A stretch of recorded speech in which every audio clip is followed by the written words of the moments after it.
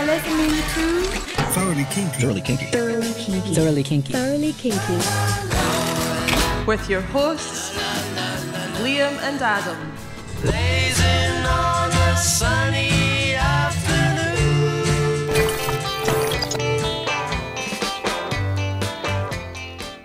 Hello and welcome back to a new episode of Thoroughly Kinky. Thoroughly Kinky, that's the name of the show, isn't it a fun name? Okay, so this episode, we're following on from the last one, where we looked at the bonus tracks of the first album. And Kinks Size Session EP. Yeah. Right, we looked at the Kinks Size Session EP, and now we're moving to their second big release, Kinda Kinks. I've got the vinyl here. This is an original vinyl. This is only one of two original Pie vinyls that I own, and I picked this up for $5, which was an amazing bargain. I can see it, listeners, and it's a beautiful, pristine copy. It looks like it's unopened. Yeah, so do you want some details about this album, about release and all that kind of thing? Yeah, please set us up from their first major release, Kinks, to their second major release, Kinda Kinks. Yeah, well, this was, again, I was talking last time about how they were really hot at this time, so it basically was just churn product out.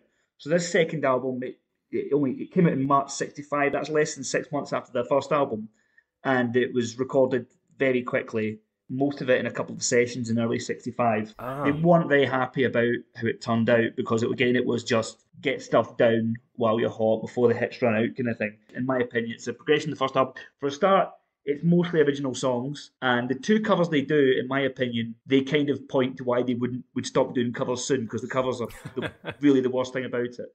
The first album's very R&B. This second album is much more what was hipper at the time by this point, which was soul-influenced stuff, like stuff that's influenced by Tamla Motown and folk. What do you think of the album cover, Liam? From the first time I saw it, I thought it was pretty chic and cool. They look like they could be French. Yes. They're wearing turtlenecks, or one of them is, at least. Who is the kink on the right wearing the turtleneck? His name's Peter Quaife. He was the bass player. Peter Quaife. Okay, I'm getting to know these names.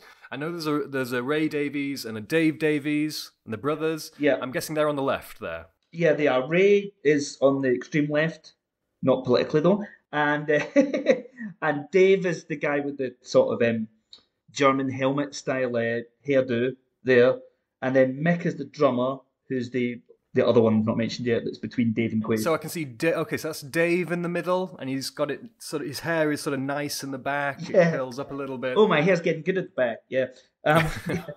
Is he the younger of the Davies? He's the younger one, yeah, he was only 17. You're kidding? You just think of the ages of the Beatles and the Rolling Stones when they were really making it big, and it's really amazing how they could hold it all together. It's crazy how young these people were, and it's quite depressing how old the people studying this stuff are now, And how old the people podcasting about it now are. Well, you're younger, but still, even so, I mean, late teens, very early 20s is like where these guys were at. There is one before we move on, there is one unfortunate thing about the design of this album sleeve. Okay, interesting. Looking at it, I can't see any obvious photoshopping. I'll give you a clue. It's in the lettering. It's in the lettering. Okay, so listeners, have a look for yourself. You can pause. 3, 2, 1.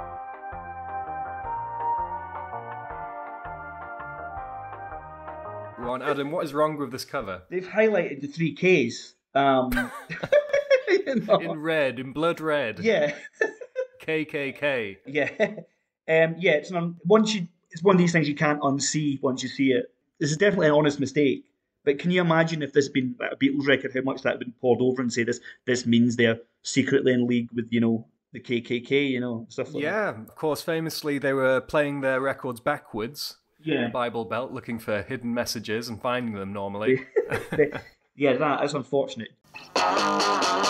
Should we move on to the tracks themselves now? Yes, all right, let's get started. Yeah. The first track on the album is Look For Me Baby. Look for me, baby.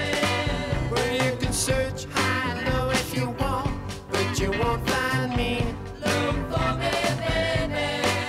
Well, you search a mountain, look in the sea, look all around the world, but you won't find a love like mine. You'll be alone.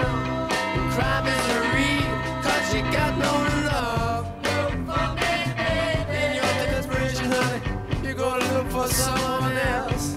Well now, such a mountain, such a sea.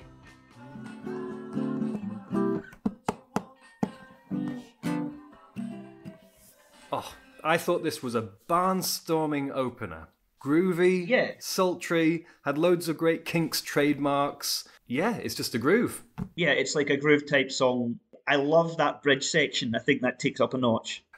You mean the bit where he sings, you won't find me no more? Yeah, it's like, I've never had it so bad, I've never felt so sad. I've never felt so sad. I've never had it so bad. You'll search the oceans, but you won't find me no more. You'll be looking for me. You'll search the oceans. I love that wee bit, you know. You'll search the oceans, But you won't find me no more. Yep. Yeah, I really like that bit. There's a depth to the song. It starts off just as a groove, but there's a movement with it. Exactly, yeah. I mean, it's still kind of modest compared to what they're going to do, but it sounds cooler than a lot of stuff off the first album. It's grown on me, actually. That I kind of, when I first heard it, I kind of ignored it a bit, but it's like certainly grown on me, that one, a lot. This was also covered by a girl group called Goldie and the Gingerbreads. Goldie and the Gingerbreads. Yeah. All these girl bands. Look all around the world, but you won't find a love like mine. You'll be alone, you're gonna cry misery, 'cause you got no love for me, baby. You'll search the ocean, but you won't find me no more. You'll be looking for me. So that was Look For Me Baby. What's up next, Adam? Got my feet on the ground. Got my feet on the ground, and I'm standing on my own. I don't need no one. I don't need no one. I've learned a lot of life watching other folks' mistakes, wanting things that they can't get, but finding out too late. I got my feet on the ground, and I'm standing on my own. I don't need no one. I like it. Now, something I noticed as a guitarist is that these first two tracks have the same chords. Oh, did they? I didn't know that. G7, got a C7, Right.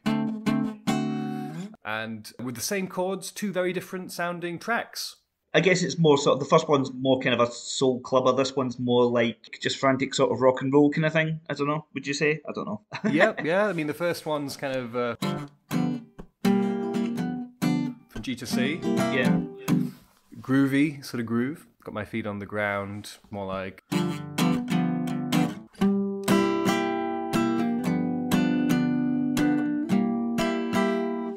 I get a more bratty attitude from this one. Yeah, well, there's a good reason for that. This is, did you know this one is sung by Dave? Ah, okay. I never really noticed the switch between Yeah. the two vocalists. Well, Dave, as we kind of heard in the first album, has a more raspy and bratty sounding voice at this stage. And also, this song is the first song that Dave gets a writing credit on a Kinks record. Oh, It's a okay. Dave Ray co-write this one. Right, okay. In Beatles terms, we might say he was the George Harrison. Definitely, the George Harrison, yeah. Right, the younger member who kind of came into his own a little bit after the others. Yeah, well, Ray's doing the work of Lennon and McCartney, so Dave's Right, yes, in this analogy, he would have to occupy both of those people. Yeah, and Dave gets a similar amount of tracks across the discography as George would have got, you know. Well, that's a good memory aid, I think. Dave is the younger one, and he has the more bratty sounding voice. Yeah, he's the lead guitarist. He's got the sort of longer hair. He's very bratty. He's so young. If you see photos of him that are close-ups, you see he's still got a lot of acne at this stage. He was the sort of rock and roll raver one. He was the one that got into a lot of stuff, and it was Ray that was kind of more reserved and wrote the songs. Dave lived the life. This is a really simplistic way to break it down, but Dave lived the rock and roll lifestyle. Ray wrote the songs at this stage. Okay, well, 2 tracks down already into this album. I feel like nothing in the world can stop us now. What's the next track called, Adam? Well, nothing in the world can stop me worrying about that girl. 'Cause there's nothing in this world to stop me worrying about that girl. Tell me, who can I turn to? Just who can I believe?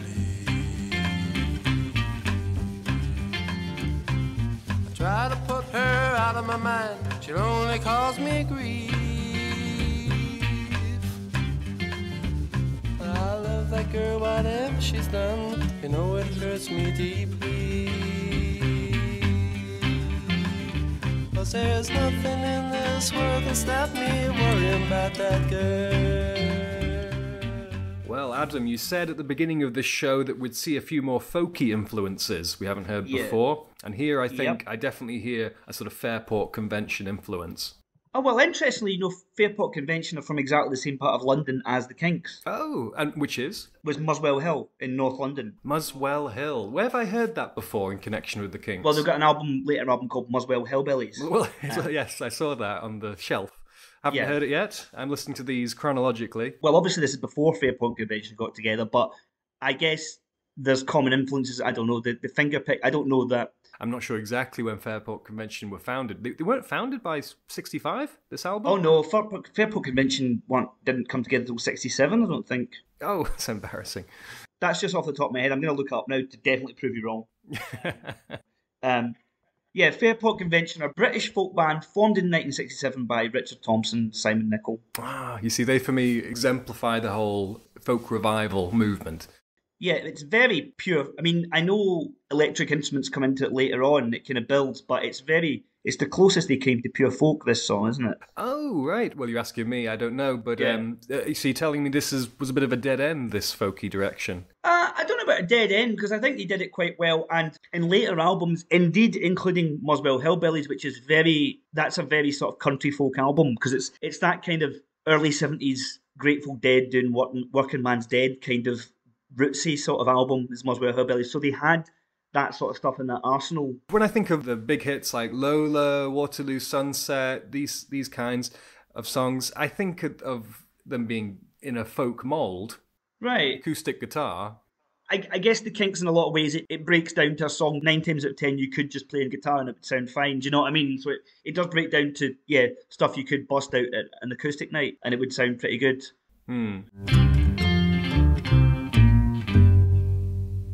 This has actually been used in 2 cult films. Oh. I don't know much about it, but do you know Wim Wenders? Say it again.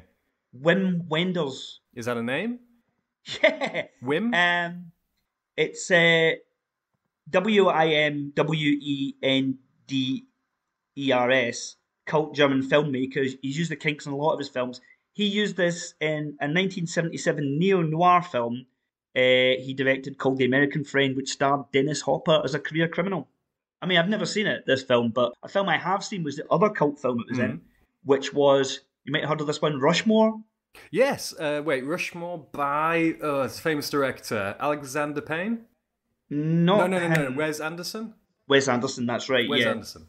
It was used in that 20 years after that, and it's another song that's kind of become something of a slow-burning sort of hit, not hit, but like sort of song that's known by more people than it came out at the time because of its use in that film. Okay, so Wes Anderson, a big Kinks fan.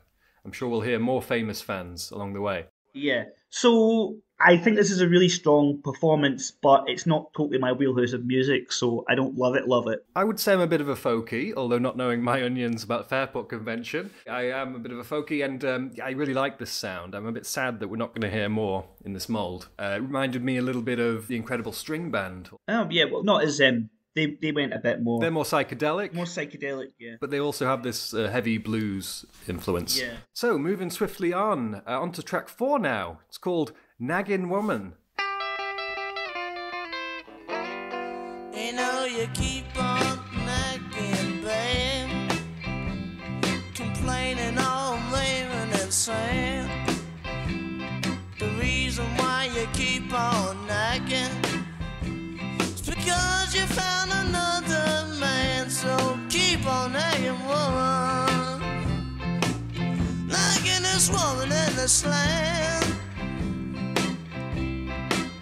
Why don't minute just stop your nagging? You're gonna find another man. Diddle diddle diddle. There should be a name for that specific intro because it's like one you've heard a million times. And this is got to be a cover, surely. Yes, it's a cover of quite an obscure blues number by a guy called Jimmy Anderson that I don't know anything about. Sounds like one of those classic bluesmen of yore. Well, The record's only from 1962, so it was relatively recent when this was covered. The B-side of Jimmy Anderson's original version of this song was called Nothing in This World Gonna Keep You From Me. So it's interesting that the B-side of his original song, of his original version of Naggin Woman, had a very similar title to the Kinks song that precedes the Kinks cover. You could also rationalise it that the Kinks had absorbed a lot of these blues cliches into their lyrics, especially. They would have had it lying about, so that, it's quite likely that that's what inspired the title of the preceding song. Anyway, I don't think this is a song, this Naggin Woman, is a song that transcends its subject matter. It's a song about nagging that sounds like someone nagging you. That's not what you want a song about nagging to be. You want it to take you somewhere else, Okay, let's keep moving on, because I think we've run out of things to say about that one, Naggin Woman. Yeah. What's next, Adam? Wonder Where My Baby Is Tonight. Looking for my baby, she's not around. I wonder where my baby is tonight. I wonder what on earth my baby's doing. If she's not at home, there's trouble brewing. If she really loves me, she'll believe in what I said. Trying hard to find out where my baby is tonight. If she's not at home, I better go. Well, I only know I want to see my baby. Went to call for her, but she is gone right out of sight. Looking for my baby, she's not around. I wonder where my baby is tonight. I didn't love this one particularly. Right. It's the same kind of 12-bar blues, boogie woogie. This time there's a piano in there. Yeah. Same old chords again, the old G7, got the old C7, got the old D7. 12-bar blues fare. I did think it got a little interesting with the middle 8, or whatever you would call it, where we have some interesting new chords in there. But yeah, pretty forgettable, I would say. Oh, I like it more than you do, definitely. I mean, I think it's kind of generic for the time, but it's like when you say it's like boogie woogie, it's kind of like it's those pounding piano chords which probably ripped off Marvin Gaye. Can I Get a Witness?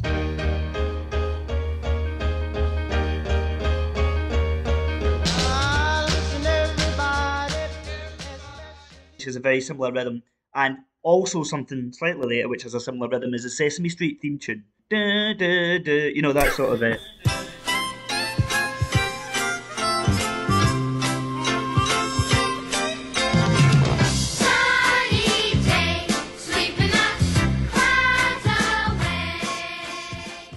It's definitely a song of a type which is that kind of steady piano rhythm that's going doom doom doom doom doom doom doom. There's loads, I agree that the bridge is the most musically interesting bit because it's got kind of two separate sections to it.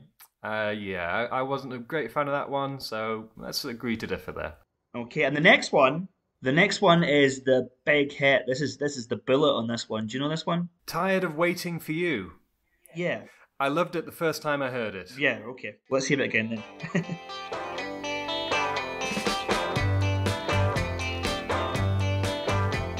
So tired of waiting for you. So tired of waiting for you. I was a lonely soul, I had nobody till I met you.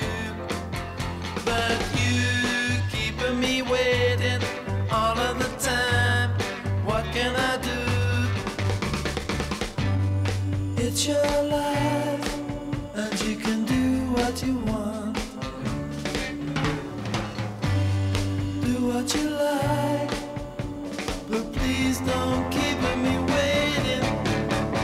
Please don't keep me waiting, 'cause I'm so tired of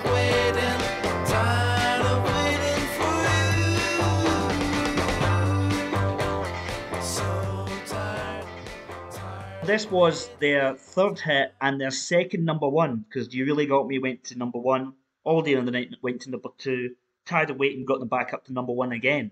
From the first two singles complete flops and then go boom, boom, boom. Suddenly, round about late 64, early 65, the Kinks were clipping the heels of the Beatles in terms of popularity. They were arguably overtaking the Rolling Stones. Right. They entered the pantheon of British invasion acts. Yeah. So, and that's why all this product was churned out around this time. But the other thing that's interesting about the song is it goes back ages in their history, because when Rain and Dave were younger, before the Kinks were formed, they had a kind of instrumental song called South, which apparently was the very germ of this song. No one's ever heard it, but it was apparently contained the sort of germ of this tune.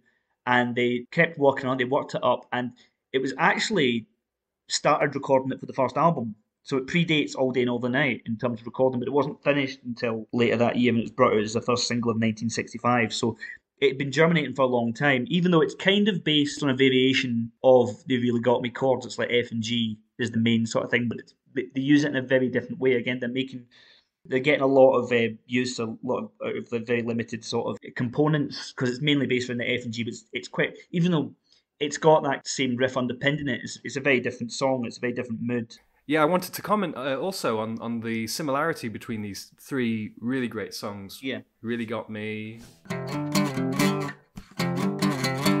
F to G there, All Day and All of the Night. That's F to G and B flat. And lastly, this one here, which is, again, G to F. Essentially there. What I really liked about this song was what I really liked about All Day and All of the Night. That gnawing, obsessive quality to the lyrics. Yeah. Yeah, we've not talked about the lyrics much in this album, probably because the lyrics aren't generally that amazing by this point. But, I mean, Ray Davies claims he wrote most of the lyric on the way to the recording session. He left it at the very... Even though they've been working on this song for literally years, he didn't finalise the lyrics until the very day of recording. I never thought that much about the lyric of this one. I mean, would you say it's got a sort of similar sort of obsessive quality to All Day and All the Night? Is that what you... I would say most pop songs about missing someone or loving someone are I really miss you, I want to see you again, or I love you, why don't you love me? But this song's lyric is, it's your life and you can do what you want, but please don't keep me waiting. Yeah. Which I think is a more mature and complex statement about love. Yeah, that's true. Well, it's more reassuring to hear than All Day and All the Night if you want into the guy, you know. Do you know what I mean? Right. It's like, that guy is an absolute maniac. This guy is at least rational. Yeah. Okay, Adam, let's move on then.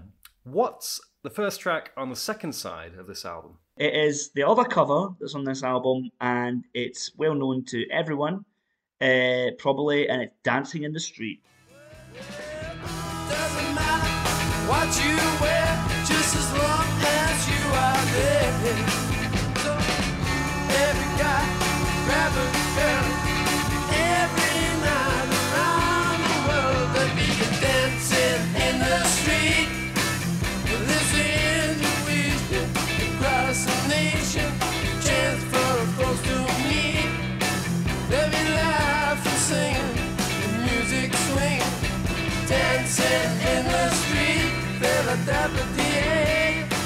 Nothing more can be seen now. Can't forget the Motor City. Only music, sweet music, loving music everywhere.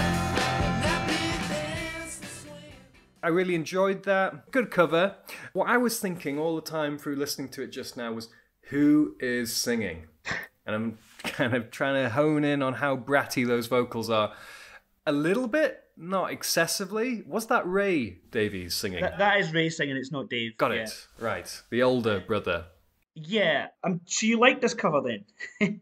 It's good. It sounds exactly what you'd expect from... Like with the Louie Louie cover that we talked about briefly last episode. Yeah. It's what you would expect when you take a very famous song and then you plug in the Kinks into that. Yeah, I don't think it's that great. I think it sounds a little bit listless. But what I would say is, Dance in the Street is such an incredibly famous song now.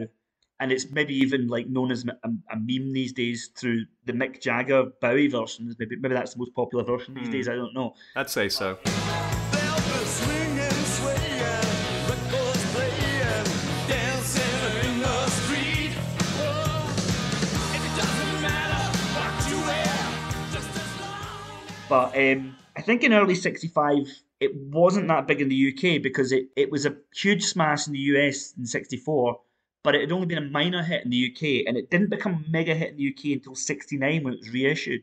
So this wasn't so much them covering. I may be wrong, but I think this wasn't them so much covering a hit that everyone knows at the time. I think it was them covering, hey, there's this cool Motown song that wasn't that big a hit. We'll do a version of it. Ah, interesting. Right, yeah, because I presume that this would have been a real crowd pleaser to put on the album. Because soul was like the cool music for people to like around about '65 in the UK, because it hadn't quite broken through. Acts had hits, but they hadn't really had like major hits or be household names by that point. So it was kind of like the cool music that kind of like mods and soul fans liked. So I think they were covering this to be kind of to like show an influence, rather than just like putting a big hitter on the album. Right, okay. But this album was, say, 50-50 consumed by American and British audiences, right? Well, that's true, yeah, but they might not have known that. It's just like the Beatles put Motown covers on their first couple of albums. Mr. Postman, say. Yeah. And those songs hadn't been mega hits in the UK, but they had been huge hits in the US. So probably played quite differently in the two countries, I think. I think in the US, it might have been a bit like, whereas in the UK, it's like, well, maybe we haven't heard this one, or maybe this is, they're covering Motown, they must be hip. Okay, moving swiftly on. What's the second track on the second side of this album? Don't Ever Change. Don't ever change. Don't ever change from the way that you are now. If you ever change, I would be sad because I wanted you just as you are.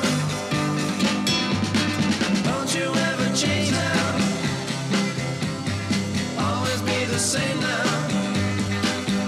No, don't ever change from the way that you were last night. Ooh, well, I didn't get on with this one so well, Adam. Yeah. It kind of felt to me like they were trying to sing it as obnoxiously as possible. Yeah, I can see that, yeah. It sounds quite twee in its kind of halting delivery. It sounds like someone stammering almost the way it's delivered. And that's not a good look. Yeah, sort of stumbling through some of these lines in the vocal delivery. Well, it sounded quite bratty. So is this, in fact, Dave Davies? This is Ray. This is still Ray. Oh, okay. Right, okay. My detector is off. Yeah, I know what you mean. It's got a few nice melodic turns in it, but it sounds very twee and dopey, and it doesn't sound cool. It sounds dorky. Sounds to me like they made themselves laugh by playing it. You see, I don't quite agree with that. I think he was trying to write a song, and it just didn't turn out that good, and and he was stuck with it. But who knows? As usual, I'm being quite generous to them. Well, I don't think they had the luxury like the Beatles had when they did the White Album, where they could do comedy tracks. I think they were trying to do. I think at this stage they were trying to do sincere tracks and failing. Okay, all right. Well, in any case, I'm also not a fan, so let's move on. What's next? Come on now. Let 'em see that you're not losing. See the clock is getting late now. Get your coat and fix your face. So come on now. Come on now. Come on now. Well, it's getting late and we better go. It's getting late and we better go. Come on now. Come on now while we still got time. Come on, baby, the sun is shining. Put your coat on and stop your whining. Oh, baby, oh, it's alright, so come on now.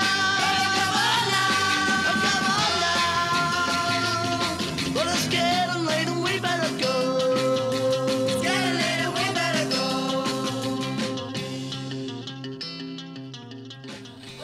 Getting late and we gotta go. It's getting late and we gotta go. Oh, that's a fun one. That one just screams swinging 60s to me. Yeah, it's a really good riff, but it's a note riff, isn't it? It's not like Dun, dun, dun, dun, dun, dun. they're not playing chords. It's like a really powerful performance. The gang vocals are great. Just sounds really raucous and just like a really good 60s night out, or the beginning of a really good 60s night out. It's they sound like a cool gang on that. And in fact, I think you can hear Ray's wife in the background there, because she started doing backing vocals with the band around this time. Well, it's getting late and we better go. It's getting late and we better go. Right, Ray. So the elder brother was already married now. He got married very quickly. Like it happened nearly overnight. I think he met her like that summer. They got married a few months later. She was integrated into the band's recording lineup at the same time, and they had a baby that spring. So it's very, very quick sort of turnover. Life comes at you fast sometimes. Yeah, like that was just like boom, boom, boom. I mean, it's crazy, really, how quickly that happened. Right. And so, continuing the Beatles analogies, he would have been like the John Lennon, the older one, got a wife and kid already, Yeah. which put a lot more responsibility on his shoulders than the other band members. Exactly, yeah. That he had those responsibilities weighing on him in a way that the other members didn't, and they were sort of more living and laid on him very quickly. So again, that would have contributed to his mental health or lack thereof, as we'll see down the line. So Ray Davies has a mental health story It's coming next year, and in the chronology, right? In 1966, yeah. Okay, well, let's cross that bridge when we come to it. Keep things pacey, unless you'd have more to say about Come On Now. I mean, it's not saying anything apart from, go out and have a good time, but it sounds amazing. That's one of the strongest early tracks. Right, exactly. And I think that when they nail that mood, they nail it really well. Yeah. Okay, and next we have a song called So Long. So long, now I'm on my way. So long, see you all someday. Don't know where I'm heading for. Turn my back and walk away. Don't think about what's left behind. Otherwise, think about the good times. Think about the people you love. Think about the sun, but it's gone. And there ain't no use me talking about the things we used to do. So long, I'm better by myself. So long, don't need nobody else. Yes, I really like this one. Another one with obviously folky influences, like Nothing in the World Can Stop Me Worrying About My Girl. Yeah, I don't have that much to say about this one. It's the other folky one, but it sounds a little bit tweer than Nothing in This World. It's all right. It's kind of, I mean, I like that bit where it goes, and it's gone. And there ain't no use me talking about the things we used to. Goes to that sort of reflective chord. That's a nice little change. Yes, I like that bit as well. Yeah. I think I like this one a bit more than you. Yeah. Yeah. Maybe it's our preferences showing. This has got a really nice, thoughtful, pensive mood, nice chord changes, and never stays in one place for too long. Yeah, I appreciate it's good. I'm just maybe not as into it as much, but I appreciate it's a good track. Yeah. Well, so long to that track. Yeah. Okay. And let's move on to the next one. The penultimate track of the album, right, Adam? Yep. You Shouldn't Be Sad. I feel alright. I feel okay. 'Cause I'm in love. And you shouldn't be sad. People say that love can do funny things. But I say, I'm gonna take what the future brings. I feel alright. I feel okay. 'Cause I'm in love. I like this one. I really like this one. Those backing vocals really make it for me. Yeah. Swinging 60s element again. Yeah, I love this one actually. It's one that's really grown on me. It's interesting to me because Ray Davies we say is, I would say, naturally a sort of pensive, prone to worrying type character. But at this point in their career, kind of everything's going right for them. And everything's coming at once, and they've just had 3 massive hits in a row out of nowhere. He's just got married. His band are doing really well. Everything's exploding at once. So this song is interesting lyrically because it's almost like a pep talk. Yes, right. I was thinking that. Yeah, what does he sing? He sings, "I feel all right." Yeah, Because I'm in love, and you shouldn't be sad. be sad. It's like saying to yourself, well, everything's going right in my life at this point. It's actually going amazingly. My dreams have come true, but there's still something at the back of my head saying, worry about this, worry about that. And at this point, he's trying. It's almost like there's a tension in this song which I really like between the sort of '60s optimism and his natural downbeat mood. To me, the resolution of the line, "I feel all right, I feel okay, 'cause I'm in love," that "'cause I'm in love" doesn't feel very convincing. It feels kind of Yeah. feel like tacked on there. Yeah, no, totally. You could probably analyze this one. Yeah, I don't know if it was intended to be deep. I think what he was trying to do was everything's going great. Let's write another upbeat track for the album, lads. But he couldn't help it come out slightly twisted that way, but that made it more interesting.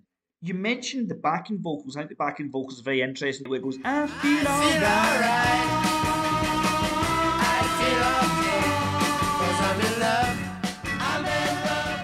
Raza was Ray's wife, who he married the previous year, and she quickly became integrated into the Kinks studio lineup as a backing vocalist and appears on nearly all their records between 1965 and 69. So she's kind of like a very key part of their kind of celebrated late 60s recordings.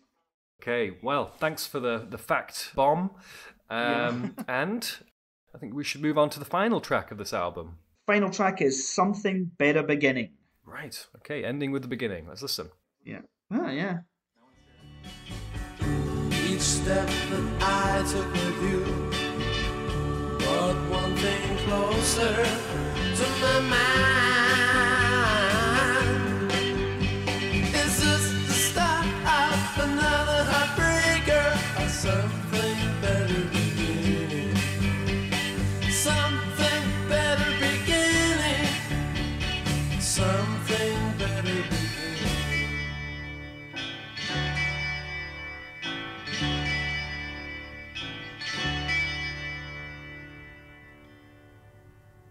Well, there are things I like about it, but overall, Yep. it seems to lack energy for me.